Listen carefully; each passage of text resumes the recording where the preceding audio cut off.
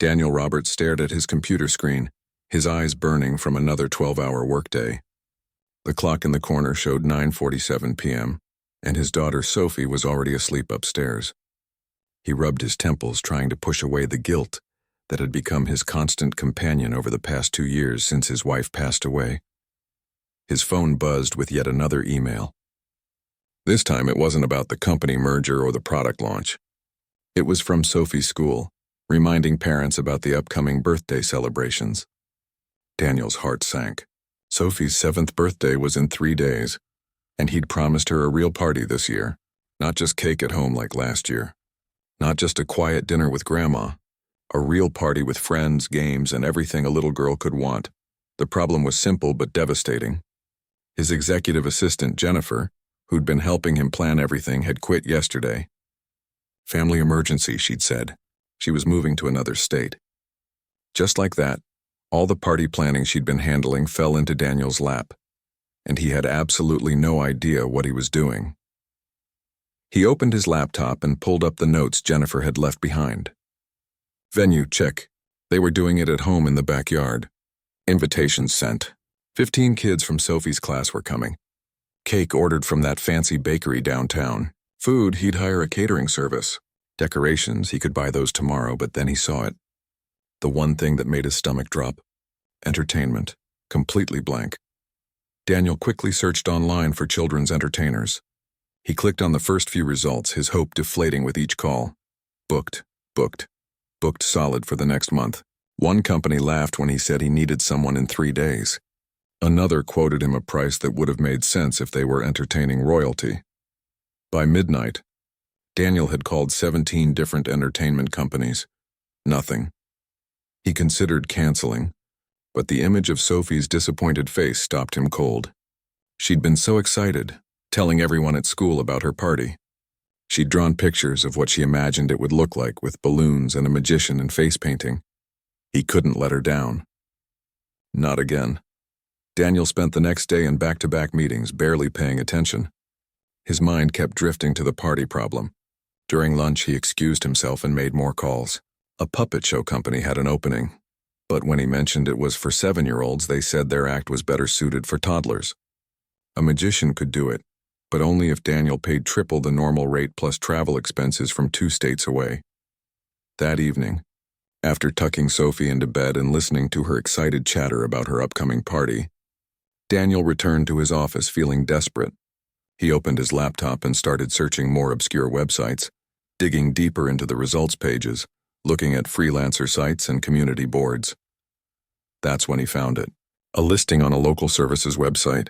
The profile was basic, almost bare. A single photo showed a person in clown makeup, not the professional headshots the other entertainers had. The description was simple too. Available for children's parties, magic tricks, balloon animals, face painting, reasonable rates. What caught his eye was the availability calendar. This weekend wide open. Daniel checked the reviews.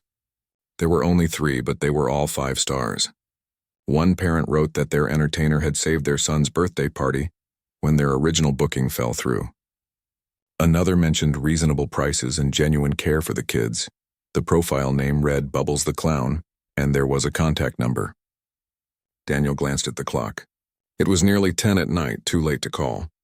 He sent a message through the website instead, explaining his situation and asking if they were available in 2 days. He didn't expect a response until morning, but his phone pinged 15 minutes later. The message was brief and professional. Yes, available. Standard party package includes 2 hours, magic show, balloon animals, and face painting. Price listed. Half deposit required. Daniel almost cried with relief. He immediately sent a reply confirming the booking and asking for payment details. Within half an hour, everything was arranged. He'd sent the deposit, received confirmation, and provided his address and party details. Only then did he realize he hadn't asked for references beyond those 3 reviews. He hadn't interviewed this person. He hadn't done any of the careful vetting he normally did for anything involving his daughter. But it was done now, and honestly, what choice did he have? The next day crawled by.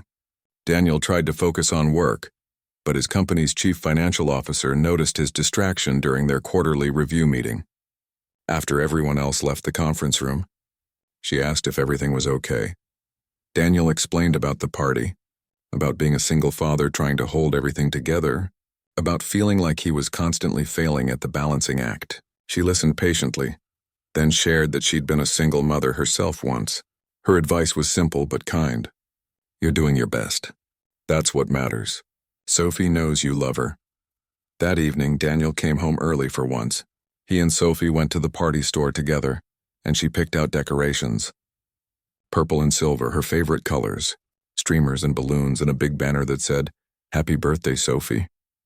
She was so happy dancing through the aisles that Daniel felt that familiar tightness in his chest.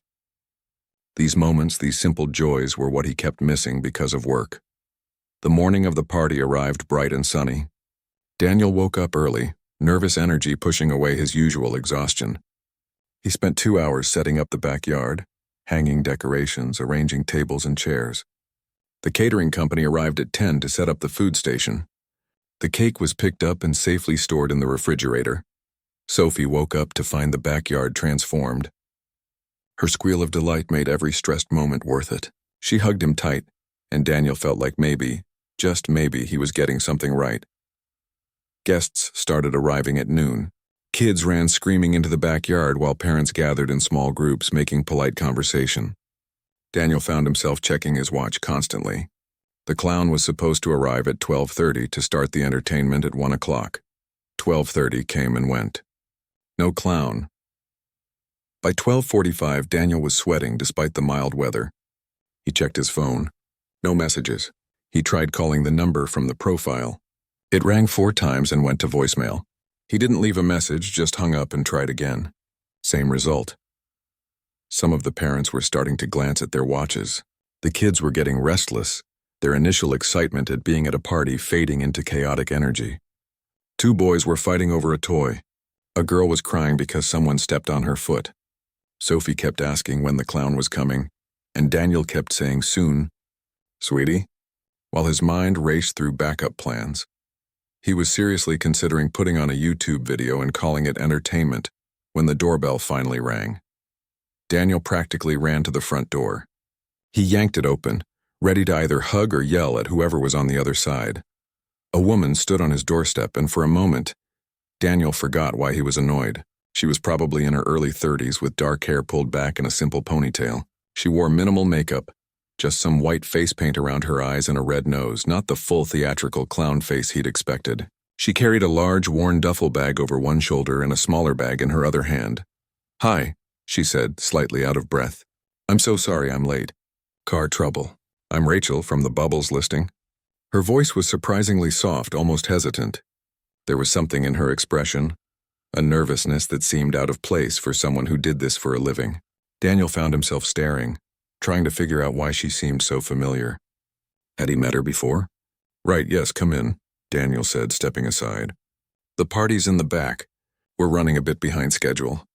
Rachel nodded and followed him through the house. As they walked through the living room, Daniel noticed her glancing around, taking in the family photos on the walls, the toys scattered near the couch despite his attempt to clean that morning, the general organized chaos of a single father's home. They stepped into the backyard and the noise hit them immediately.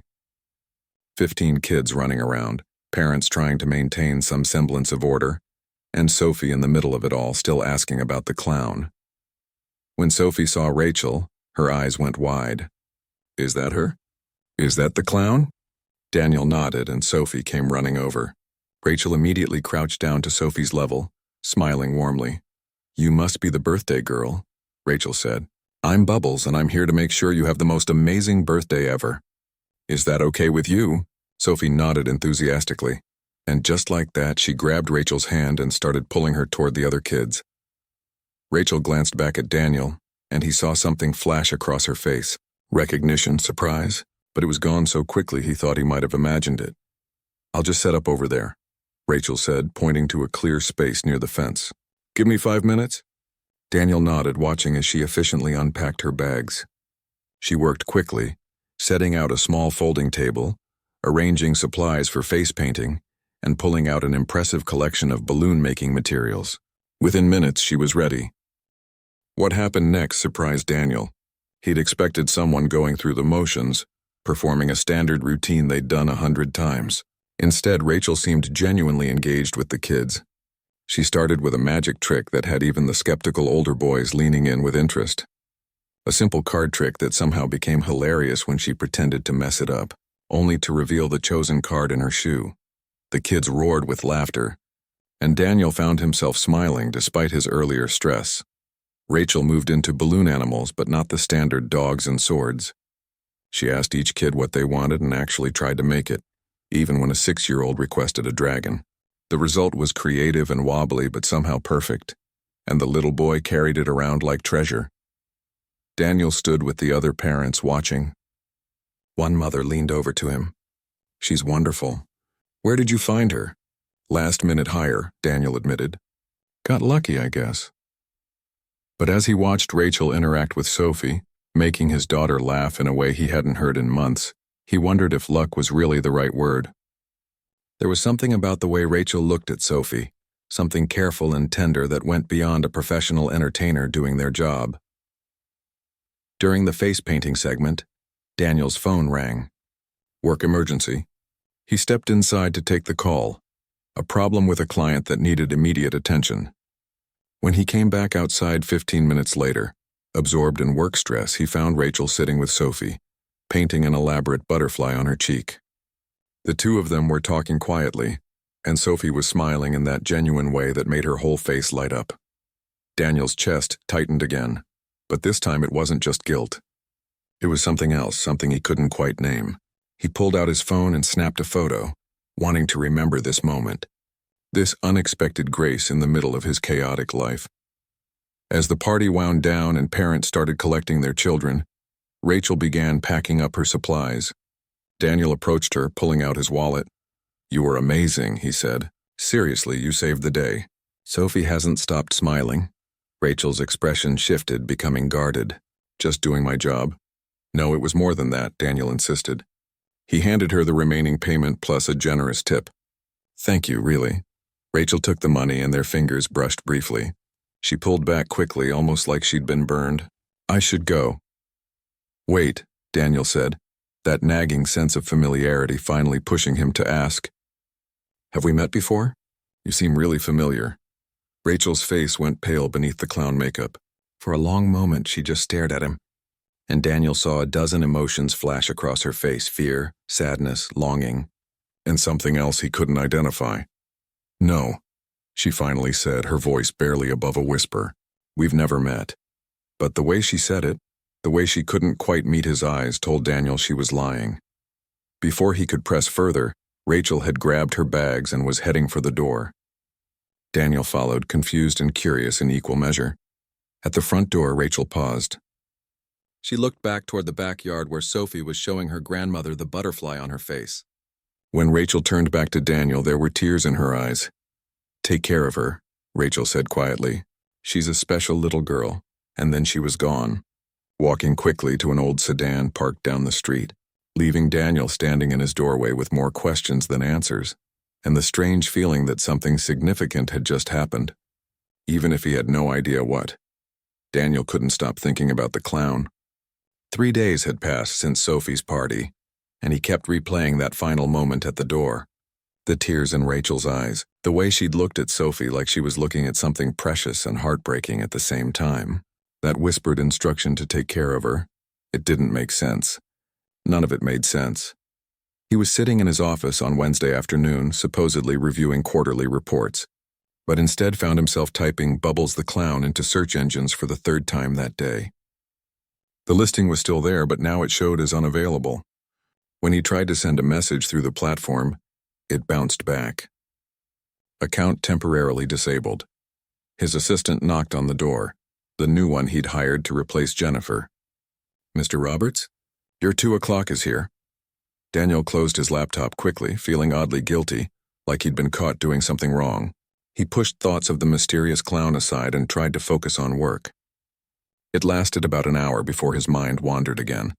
That evening, Sophie was unusually quiet during dinner. She pushed her pasta around her plate, not eating much. Daniel watched her, concern growing. "Hey, birthday girl," he said gently. "What's wrong? Still tired from the party?" Sophie shook her head. She was quiet for another moment, then looked up at him with those big brown eyes that reminded him so much of his late wife. "Daddy, why did the clown lady cry?" Daniel's fork stopped halfway to his mouth. "What do you mean, sweetheart?" "When she was painting my face, I saw her eyes get watery, and she kept looking at me funny like she was sad. Did I do something wrong?" "No, baby, of course not." Daniel set down his fork and reached across to take Sophie's small hand. "You didn't do anything wrong. Sometimes grown-ups get emotional for reasons that have nothing to do with kids. I'm sure she was just happy to see you having such a good time." Sophie didn't look convinced, but she nodded and went back to her pasta. Daniel, however, couldn't let it go. Sophie had noticed it too. Whatever was going on with Rachel, it wasn't just in his imagination. Later that night, after Sophie was asleep, Daniel did something he normally wouldn't do. He went into the garage and dug through boxes until he found what he was looking for: his wife's old yearbooks from college. He wasn't sure why, but that sense of familiarity kept nagging at him. He flipped through pages of young faces, candid shots of campus life, formal portraits, and then 3/4 through the junior yearbook he found it: Rachel Chen. Standing in the back row of the drama club photo, a shy smile on her face.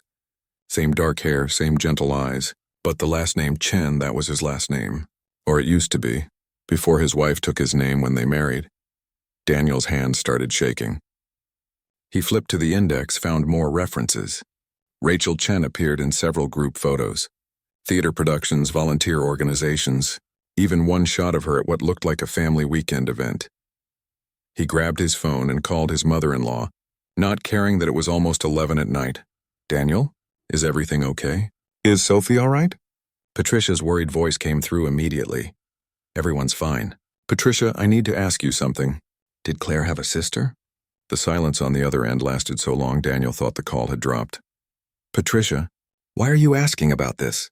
Her voice had changed, become careful and strained. "Please, I need to know." Another long pause. Then quietly, "Yes. Claire had a younger sister, Rachel. They were 3 years apart." Daniel felt like the floor had dropped out from under him. "What happened? Why didn't I ever meet her? Why didn't Claire ever mention her?" "It's complicated, Daniel. Very complicated. And it's not my story to tell. Patricia, the clown I hired for Sophie's party, I think it was her. I think it was Rachel." He heard Patricia gasp. "That's not possible. Rachel doesn't live here anymore. She moved away years ago." "When was the last time you saw her?" "Not since the funeral." Patricia's voice cracked. "She came, stood in the back, left before the reception. I tried to talk to her, but she ran. Daniel, please leave this alone." "I can't." She was crying when she looked at Sophie. "She told me to take care of her, like it meant something more. I need to understand what happened." Patricia was quiet again, and when she spoke, she sounded tired and sad. "The sisters had a falling out. A bad one about 10 years ago. Claire never wanted to talk about it, and I respected that. All I know is that Rachel did something, Claire felt betrayed, and they stopped speaking. When Rachel tried to reach out after Claire got sick, Claire refused to see her. It broke my heart watching them both hurt like that, but I couldn't fix it. What did Rachel do? I don't know. Claire wouldn't tell me. But whatever it was, it destroyed their relationship completely." After hanging up, Daniel sat in the garage surrounded by old memories, trying to piece together a puzzle he didn't fully understand. Sophie had an aunt. An aunt who came to her party disguised as a clown. An aunt who looked at her with such longing and sadness it brought her to tears. The next morning, Daniel made a decision.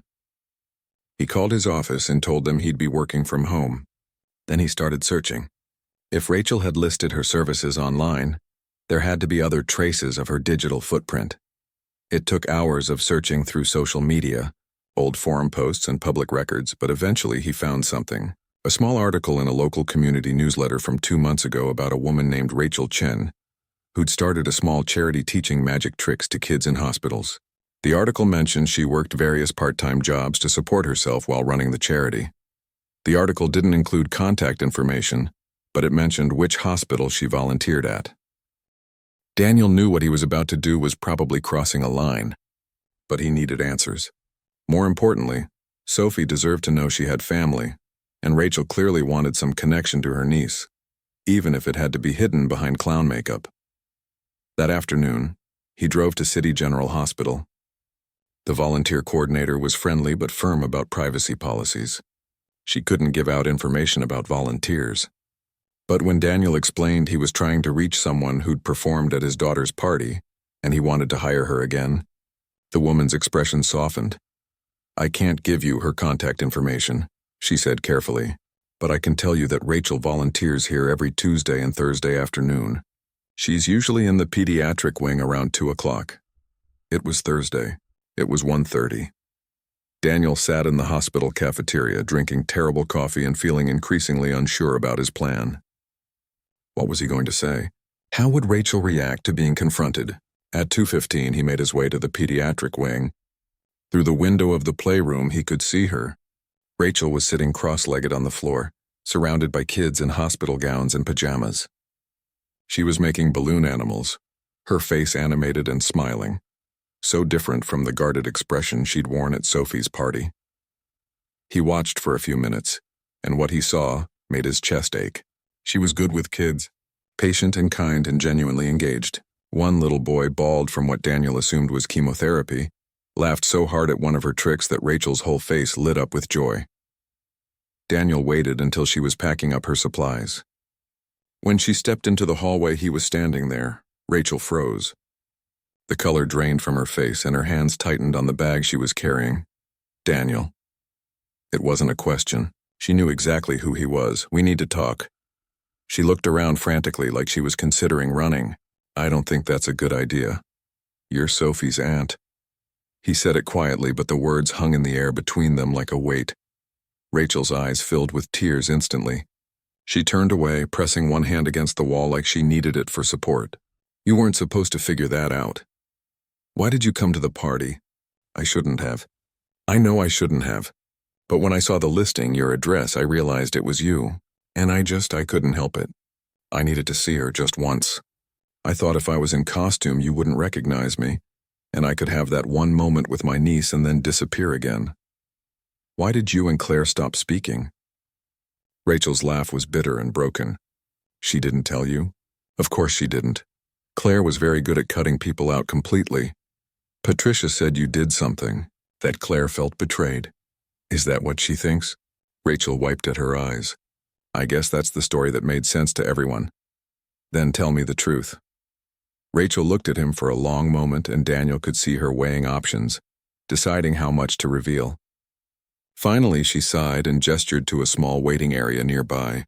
They sat in uncomfortable plastic chairs, and Rachel stared at her hands while she talked. "I was engaged 10 years ago to a guy named Andrew.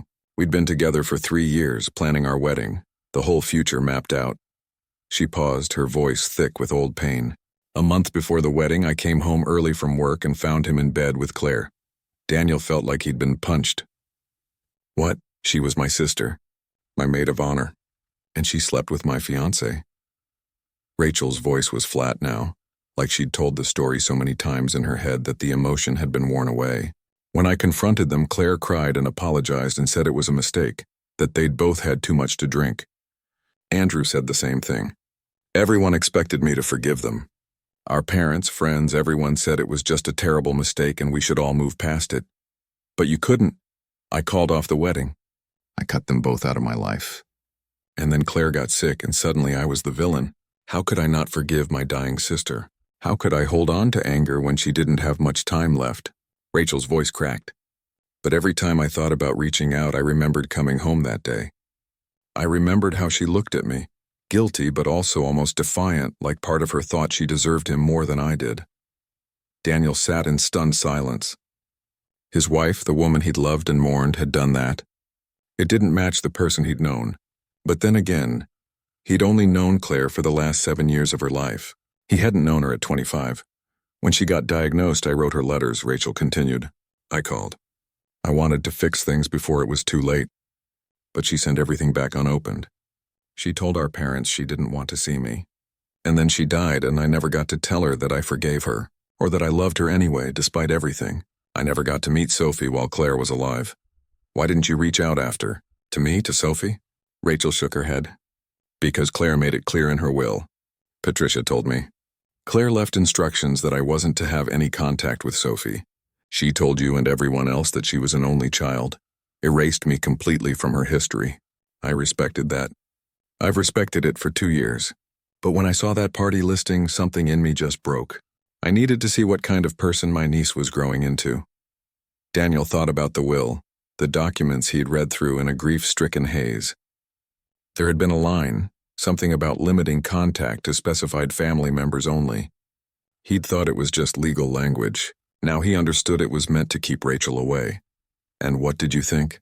When you saw her, Rachel's face transformed, softening into something beautiful and painful. She's wonderful. She has Claire's smile but your kindness. She's creative and funny and so full of life. And it killed me, being that close to her and knowing I'd have to leave and never see her again. They sat in silence for a moment. A nurse walked past pushing a cart. Somewhere down the hall a child laughed. Sophie asked me why you cried, Daniel said quietly. Rachel closed her eyes. I tried so hard not to. I'm sorry. Don't be sorry. Daniel surprised himself with the firmness in his voice. Claire was wrong. About a lot of things, apparently. But especially about this. Sophie deserves to know her aunt. And you deserve to know your niece. Rachel's eyes flew open. What are you saying? I'm saying I don't care what Claire's will said. I don't care what happened between you and her years ago. Sophie needs family and your family. If you want to be part of her life, I'm not going to stop you. Daniel, I can't ask you to do that. To go against Claire's wishes. You're not asking. I'm offering. He leaned forward. Look, I'm a single dad trying to figure this out on my own. Sophie's growing up without a mother. And I do my best, but I know there are things I can't give her. She needs more people in her corner who love her. And you clearly love her already. Rachel was crying openly now. I don't deserve this. Maybe not. Maybe you do. I don't know the whole story. And honestly, I'm not sure it matters anymore. What matters is Sophie. What matters is doing right by her. Rachel wiped her eyes, trying to compose herself. Can I think about it? This is so much, and I don't want to confuse her or hurt her. Of course. Take all the time you need. Daniel pulled out his phone. Can I at least get your real number? So we can talk about this without me stalking you at hospitals. That got a small laugh out of her. She gave him her number and he sent her a quick text so she'd have his. As they stood to leave, Rachel touched his arm gently. Thank you. For not hating me. For even considering this. I don't hate you, Daniel said honestly. I'm angry at Claire for lying to me for keeping this secret, but you? You're just someone who made a mistake showing up at a party, and I'm glad you did. Because Sophie deserves to have you in her life. Even if she doesn't know it yet. They walked out of the hospital together, and for the first time since the party, Daniel felt like pieces of a puzzle he didn't know existed were starting to fall into place. His life was about to get more complicated, but somehow, it also felt like it might get more complete. Daniel spent 3 days waiting for Rachel to call. 3 long days of second-guessing his decision, wondering if he'd done the right thing. At work, he was distracted during meetings. At home, he caught himself staring at Sophie, trying to see traces of Rachel in her face, in her mannerisms. Sophie noticed his weird behavior on Saturday morning when he burned the pancakes for the second time. Daddy, are you sick? She asked, watching him scrape blackened batter off the pan. No, sweetie, just thinking about work stuff. You always think about work stuff, Sophie said matter-of-factly. She was coloring at the kitchen table, her tongue poking out slightly in concentration. Grandma Patricia says you think too much and don't sleep enough. Daniel smiled despite himself. Grandma Patricia says a lot of things. His phone buzzed. Unknown number. His heart jumped before he remembered it wouldn't be unknown anymore. He'd saved Rachel's contact. But when he looked at the screen, it was her. A text message, short and simple. Can we meet? Just the two of us before anything else happens. I need to know this is really okay. Daniel texted back immediately. Coffee tomorrow? There's a place downtown, quiet. We can talk. The response came quickly. Okay, 10 a.m.? See you then. That night, Daniel couldn't sleep. He lay in bed staring at the ceiling, thinking about everything. About Claire and the secrets she'd kept. About Rachel and the pain she'd carried alone. About Sophie and what all of this would mean for her. Around midnight, he got up and went to his study. In the back of his desk drawer was a box he hadn't opened since Claire died. Her personal things. Items that seemed too private to throw away but too painful to look at. Letters, old photos, a journal she'd kept during her illness. He'd never read the journal. It felt like an invasion reading her private thoughts. But now, With everything he'd learned, he needed to understand. The entries started hopeful, talking about treatment plans and fighting the disease. But as the pages went on, the tone changed. Fear crept in, then acceptance, then a desperate urgency to prepare for leaving her family behind. 3/4 through the journal, he found an entry dated about 6 months before she died. I saw Rachel today. She was at the grocery store and I hid behind the cereal aisle like a coward so she wouldn't see me. She looked thin, tired. Part of me wanted to talk to her. The bigger part of me is still so angry. Not about Andrew anymore, I stopped caring about him years ago. I'm angry that she made me choose between my guilt and my pride, and I chose pride. I'm angry that I'm dying and we wasted all these years not speaking. I'm angry at myself most of all. But I don't know how to fix it, and I'm running out of time. Maybe it's better this way. Daniel doesn't need the complication of my broken family relationships. Sophie doesn't need an aunt who reminds everyone of my worst mistake. Some things are better left buried. Daniel had to stop reading because his eyes were too blurred with tears. Claire had known. She'd known she was wrong, known she was being unfair to Rachel, but pride and fear had kept her from fixing it. And now both of them were paying the price for her choice. The next morning, Daniel arrived at the coffee shop 15 minutes early. He ordered a black coffee and sat at a corner table watching the door. When Rachel walked in at exactly 10 o'clock, he noticed details he'd missed before. The way she hesitated at the threshold like she was always ready to run, the worn jacket that had seen better days, the careful way she moved like someone used to taking up as little space as possible. She ordered tea and joined him, wrapping her hands around the cup like she needed the warmth. "Thank you for meeting me," she said quietly. "Thanks for reaching out. I wasn't sure you would." Rachel gave a small, sad smile. "I almost didn't. I've spent so long respecting boundaries, staying away. This feels like crossing a line I promised myself I'd never cross. What changed your mind?" "Honestly, I kept thinking about what you said. That Sophie deserves family who loves her. And I realized I've been so focused on honoring Claire's wishes and punishing myself that I forgot Sophie is a real person with her own needs. This isn't about me or Claire anymore. It's about her." Daniel nodded slowly. "I read some of Claire's journal last night. She wrote about seeing you at a grocery store, about wanting to reach out but not knowing how." Rachel's hand trembled slightly against her cup. "When?" "About 6 months before she died. I remember that day. I saw her too. I thought about approaching her, but she disappeared so fast I figured she was avoiding me on purpose." Rachel's voice broke. We were both such cowards. They sat in silence for a moment, mourning opportunities lost and time wasted. "I need to know something," Daniel said finally. "If we do this, if we bring you into Sophie's life, I need to know you're committed. I can't have you appearing and disappearing. Sophie's already lost her mother. I won't let her lose anyone else. I understand. I promise if you give me this chance, I won't waste it. I'll be whatever Sophie needs me to be." "Okay.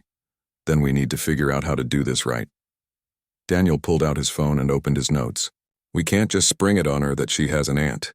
She's 7. She's going to have questions we need to be ready to answer." They spent the next hour planning. Small steps, they agreed. Rachel would start as a family friend, someone Daniel knew who liked spending time with kids. They'd let Sophie get comfortable with her first. Later, when the time felt right, they'd tell her the truth about who Rachel really was. "What about Patricia?" Rachel asked. "Your mother-in-law. She's going to have opinions about this." Daniel had thought about that too. "I'll talk to her." Patricia loved Claire, but she's also a good person, and I think part of her has always felt guilty about how things ended between you two. "She tried to help," Rachel said softly. "After Claire got sick, Patricia called me a few times. She wanted us to reconcile. But Claire wouldn't allow it, and I wasn't going to force my way in where I wasn't wanted." 2 weeks later, Daniel invited Rachel to the park where he and Sophie went most Sunday mornings. He'd told Sophie that a friend of his would be joining them, someone who worked with kids and knew lots of games. Sophie was excited.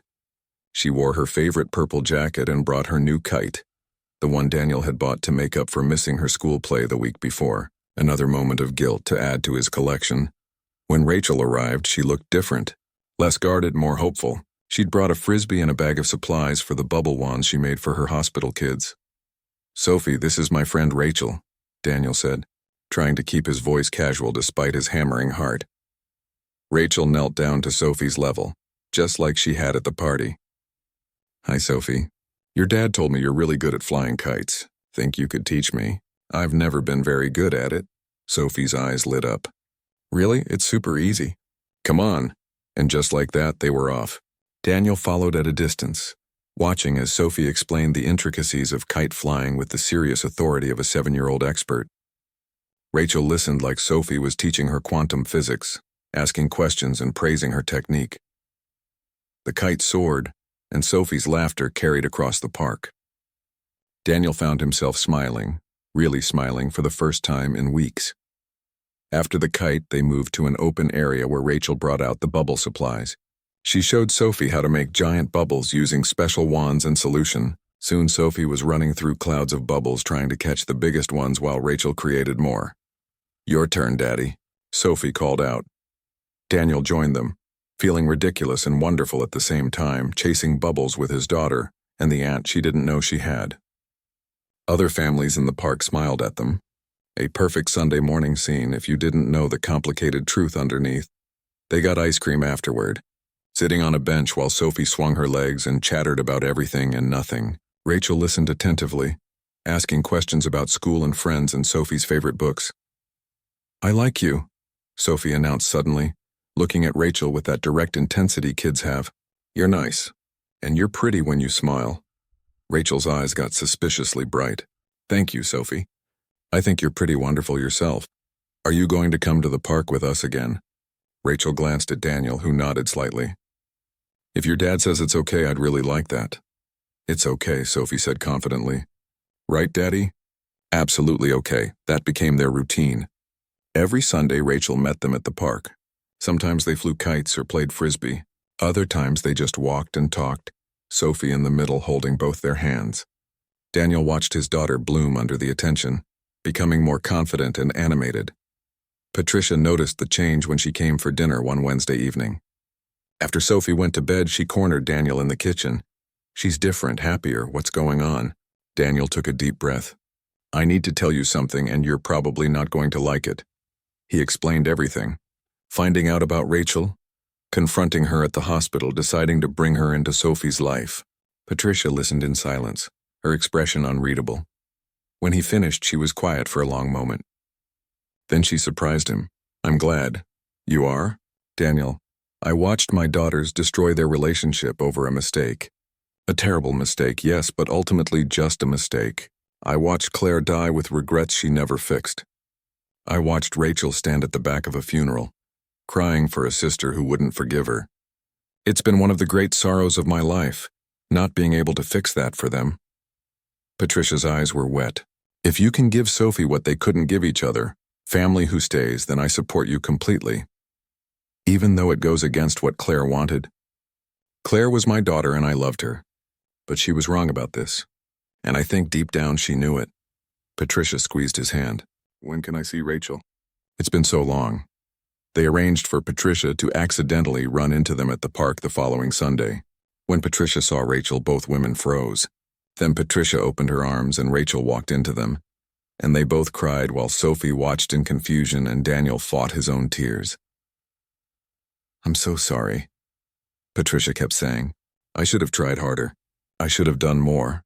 "It wasn't your fault," Rachel said through her tears. "It was never your fault." Sophie tugged on Daniel's shirt. "Daddy, why is everyone crying?" "Sometimes people cry when they're happy, sweetie. When they get to see someone they've missed for a very long time." "Oh," Sophie thought about this. "Like when you cry watching those movies you think I don't know you watch?" Daniel laughed despite the tears on his own face. "Exactly like that." That afternoon, the four of them had lunch together. Patricia and Rachel talked, carefully at first, then more easily, filling in years of gaps. Sophie basked in the attention, clearly delighted to have so many adults focused on her. As they were leaving, Sophie grabbed Rachel's hand. "Can I tell you a secret?" "Of course," Sophie whispered, loud enough for everyone to hear anyway. "I pretend sometimes that you're my aunt. Like my friend Katie has an aunt who takes her to movies and stuff. Is that weird?" Rachel's face did something complicated, cycling through a dozen emotions in seconds. She looked at Daniel, a question in her eyes. Daniel nodded. Rachel knelt down and took both of Sophie's hands. Sophie, that's not weird at all.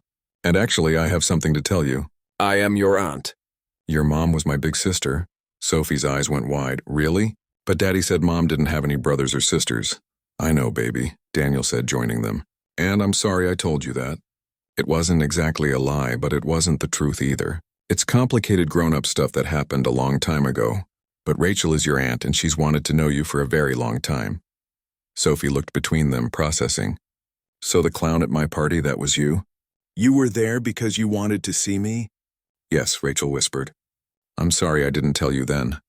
I wasn't sure if I was allowed to. And now? Now your dad says it's okay. If you want me to be your aunt, I'd really, really like that. Sophie thought about this for exactly 3 seconds before launching herself at Rachel, wrapping her small arms around her neck. I always wanted an aunt. Katie's going to be so jealous.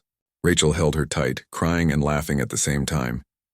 Daniel felt Patricia's hand on his shoulder, and when he looked at her, she was smiling through her own tears. You did good, Patricia said softly. Claire would be proud. I think in the end this is what she would have wanted too, if she'd had the courage to do it herself. Daniel watched his daughter and her aunt, watched them start building the relationship that should have always been there, and he felt something he hadn't felt since Claire died. He felt like his family was whole again, or at least starting to be. 3 months passed and Rachel became a regular part of their lives. She came for dinner twice a week, helped Sophie with school projects, and taught her magic tricks that Sophie then performed for anyone who would watch. Daniel's living room became cluttered with Rachel's craft supplies and Sophie's elaborate creations. Life felt lighter somehow. Daniel found himself laughing more, stressing less. Even work seemed more manageable when he knew Sophie had family around who could help when he got stuck in late meetings. But he should have known it wouldn't stay simple. The trouble started on a Tuesday afternoon. Daniel was in the middle of a presentation to potential investors when his phone wouldn't stop buzzing. He ignored it the first few times, but when it continued, he excused himself and checked. 7 missed calls from Sophie's school, 3 from Rachel, 2 from Patricia. His stomach dropped. He stepped out of the conference room and called the school first. Mr. Roberts, we've been trying to reach you, the school secretary said. Sophie had an incident on the playground. She's okay, but we need you to come pick her up.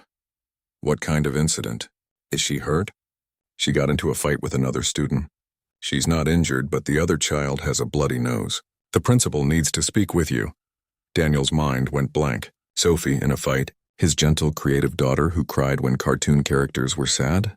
He rushed back to the conference room, apologized to the investors, and grabbed his things. His business partner looked concerned but waved him off. Go, family first. We'll reschedule. The drive to the school felt endless. Daniel called Rachel back and she answered on the first ring. I'm already here, she said. At the school. Sophie called me first. Daniel, she's really upset. What happened? I don't know all the details yet. They're keeping her in the principal's office. I told them I was family and they let me wait in the hall, but they need you before they'll tell me anything. When Daniel arrived, he found Rachel pacing outside the principal's office. She looked worried and a little angry. Thank you for coming, he said. Of course. She's my niece. Rachel's voice was fierce, protective in a way that made Daniel's chest tight. The principal, a stern woman named Ms. Holloway, called them both in. Sophie sat in a chair that was too big for her. Her face blotchy from crying, her hair messy. When she saw Daniel, she started crying harder. Daniel went to her immediately, kneeling down and pulling her into a hug. Hey, it's okay. I'm here. Tell me what happened. Mr. Roberts, Miss Chen, the principal began formally, and Daniel realized this was the first time anyone at school had acknowledged Rachel's relationship to Sophie. Sophie got into a physical altercation with another student during recess. She punched Tommy Martinez in the face. He said mean things. Sophie burst out, her voice muffled against Daniel's shoulder. Sophie, we've talked about using our words, not our hands, Ms. Holloway said, but her tone wasn't entirely unsympathetic. What did he say? Rachel asked, her voice sharp. The principal hesitated.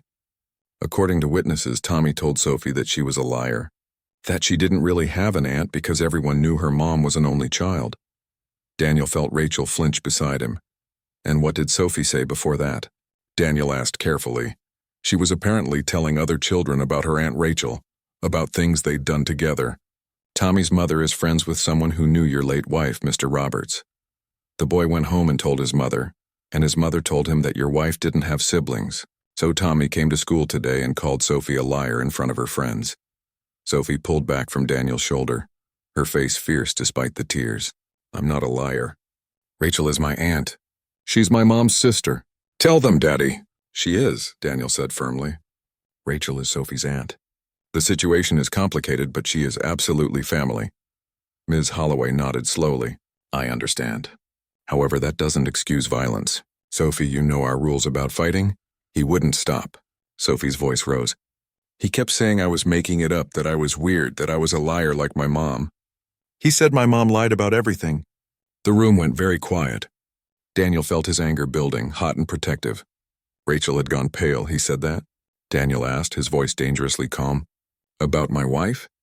Mr. Roberts, both children said things they shouldn't have. This is why I need you here. We have a zero-tolerance policy for fighting, which means Sophie is suspended for the rest of the day and tomorrow. But given the circumstances and the provocation, I'm not putting this on her permanent record. And Tommy? Rachel asked. What happens to him for bullying her? He'll receive the same suspension for his role in provoking the incident. After signing the necessary paperwork, Daniel took Sophie's hand and they walked out of the school together, Rachel on Sophie's other side. Sophie was quiet now, withdrawn in a way that worried Daniel more than the tears had. They got to the parking lot and Daniel stopped. Sophie, look at me. She looked up, her eyes red and scared. I'm not mad at you for defending yourself and your family. I'm proud that you stood up for Rachel. But hitting someone is never the answer. You could have seriously hurt that boy. Do you understand? Sophie nodded miserably. I'm sorry. I just got so mad. He kept saying I was a liar and that Aunt Rachel wasn't real. I know, baby. And that's not fair. But next time someone says something mean, you come tell a teacher. You don't hit, okay? Okay. Sophie's voice was tiny. Rachel crouched down next to her. Sophie, I'm sorry this happened because of me. I'm sorry that you got in trouble trying to defend me. It's not your fault, Sophie said fiercely. You're my aunt. Why doesn't anyone believe me? Because sometimes the truth is complicated and people don't understand it, Rachel said gently. But that doesn't make it less true. I'm your aunt and I'm not going anywhere. They decided to go get ice cream despite it being barely past noon on a school day. Sometimes rules needed to be broken. They sat in a booth at the small ice cream shop near the school, Sophie between them, working on a sundae that was definitely too big for her. I didn't know your mom told people she was an only child, Rachel said quietly to Daniel, while Sophie focused on her ice cream. I knew she cut me out, but I didn't realize she erased me that completely. I'm sorry. I'm starting to realize Claire kept a lot of secrets, and all of them are causing problems now. It's not your fault. It kind of is, though. I never asked enough questions. I just accepted what she told me. Rachel shook her head. You trusted your wife. That's what you're supposed to do. That evening, after Sophie was in bed, Daniel got a call from Patricia. She'd heard about the incident at school through the parent network. Is Sophie all right? She asked immediately. She's fine. Shaken up, but fine. Patricia, we have a problem. I know. People are talking. I've gotten 3 calls already from Claire's old friends, asking if it's true that Claire had a sister, asking why they never knew. Daniel rubbed his face tiredly. What did you tell them? The truth. That Claire made mistakes, that she hurt Rachel badly, and that she let pride keep them apart.